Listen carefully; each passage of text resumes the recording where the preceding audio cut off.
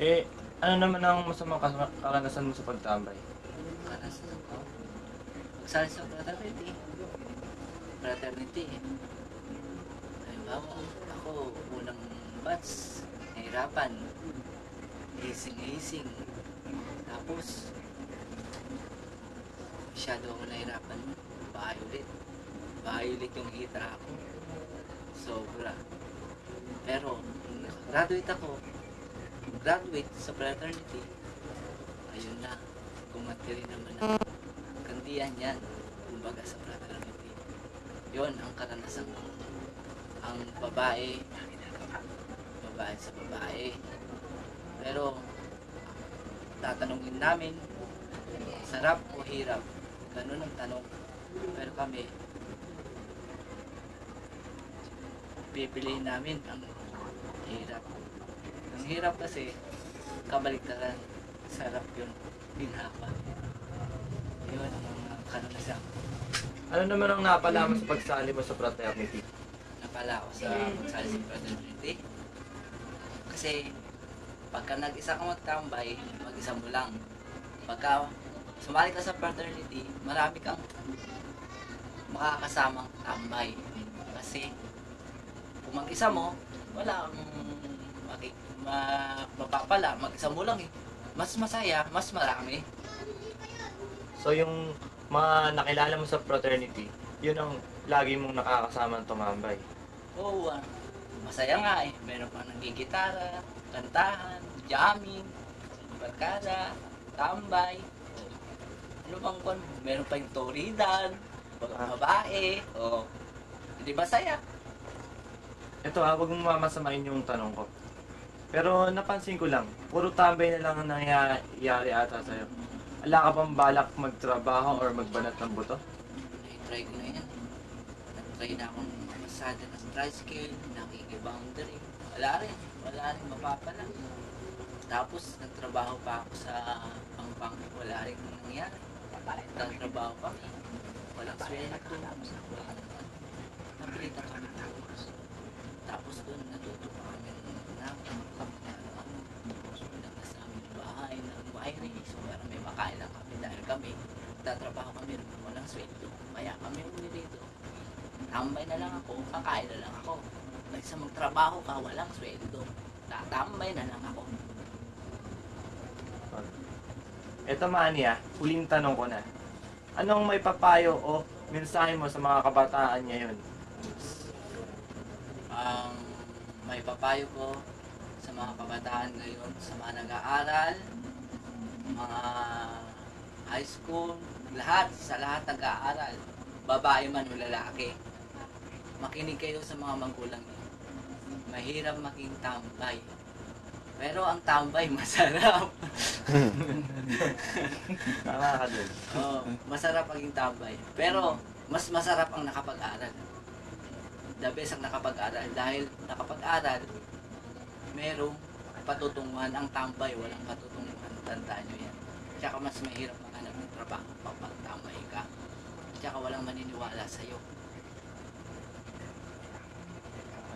Salamat sa pagbibigay mo sa amin ng konting karanasan mo at pati na rin yung panahon mo sa amin. Salamat, Manny. Okay.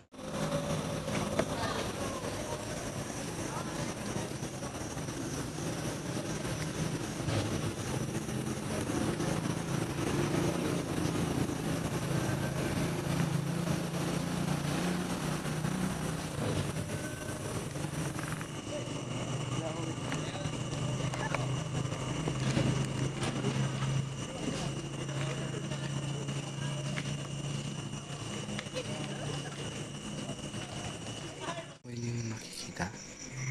Kaya nagsimula yun nung nanganak ako dahil nabuntis ako sa boyfriend ko. Tapos wala akong maipakain sa anak ko. Wala yung parents ko dahil pinaboy nila ako nung nabuntis ako. So, kailangan ko supportahan yung anak ko hanggang sa lumaki siya. Kaya yun, nagpapalit ako ng lalaki. Tapos, para lang may maipakain sa anak ko. Yun na yun. Dahilan. Minsan halikan lang. Tapos minsan iti-take home na nila ako. Doon, kakaroon na ng... Kaya naman ng panggatos ng anak ko. Tapos, pang suporta. Tama na. Tapos ako minsan doon sa may park kasi maraming lalaki doon. Tapos,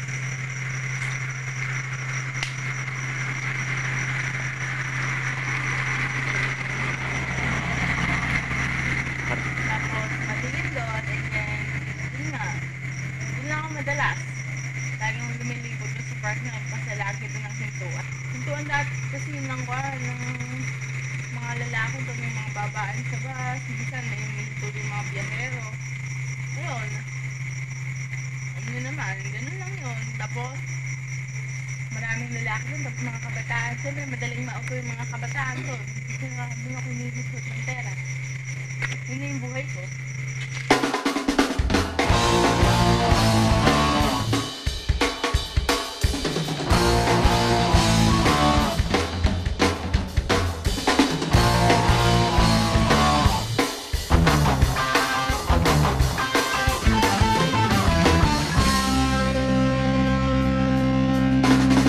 Nandito kami ngayon, nagsusumikap sa araw-araw.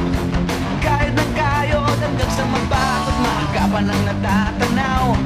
Paminsan-minsan ay naglalaro, pag-ibig lang ang di ginagawang biro. Kung sa tuksuhan lang hindi pa huli, kinabukasan ay tinatabi. Paminsan-minsan ay nabibigo, sakit sa puso ay hindi maitago. Ngunit tuloy pa rin hindi pinapansin, ang kabuhayan ay intindihin.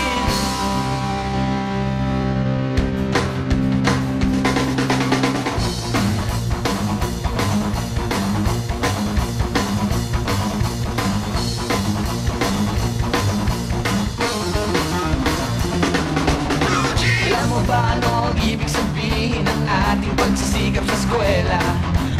Pati na lang iwanan ang pag-aaral at sama-sama tayong magsaya. Ngunit ang kabataan daw ay kayamanan, huwag daw basta kitapon at papabayaan. Kaya't magsikap tayo habang may panahon, at mag-aral at mag-ipon tayo ng karunungan.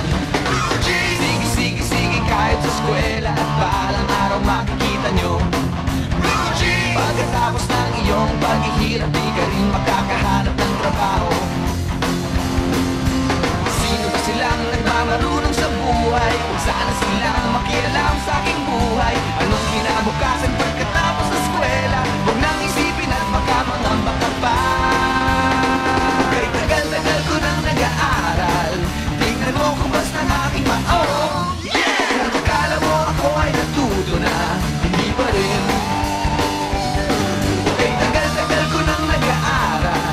Tignan mo kung basta ang aking maong. Kung akala mo